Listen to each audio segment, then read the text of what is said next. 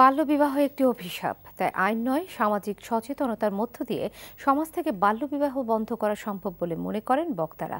আর এজন্য সমাজের সকল শ্রেণী পেশার মানুষকে এক হয়ে কাজ করার আহ্বান জানানো হয়। মেহেরপুর জেলাকে বাল্যবিয়ে মুক্ত ঘোষণা উপলক্ষে দুপুরে আয়োজিত গণসমাবেশে আমন্ত্রিত অতিথিরা এমন মন্তব্য করেন। জেলা প্রশাসক শফিকুল ইসলামের সভাপতিত্বে অনুষ্ঠিত সমাবেশে বক্তব্য রাখেন মেহেরপুর ২ আসনের সংসদ সদস্য মকবুল হোসেন, মন্ত্রিপরিষদ সচিব শফিউল আলম, জাতীয় সংসদের সংরক্ষিত নারী সদস্য সেলিনা আক্তার বানু, খুলনা বিভাগীয় commissioner Abdus Samad, police super Hamidul Alam, save the চিলড্রেনের কান্ট্রি ডিরেক্টর টিম হোয়াইট ও মেহেরপুর পৌর মেয়র মুতাসিম বিল্লাহ মিতু।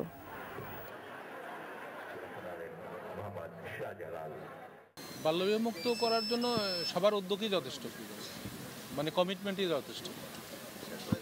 সবাই যদি চান হবে, এর বেশি কিছু লাগে না। আপনি দারিদ্র্য বিমোচনের জন্য বলছেন যে কি উদ্যোগ দরকার, এটার জন্য তো অর্থ লাগে, এটার জন্য অর্থও লাগে না, খালি মানুষের সদিচ্ছাই যথেষ্ট।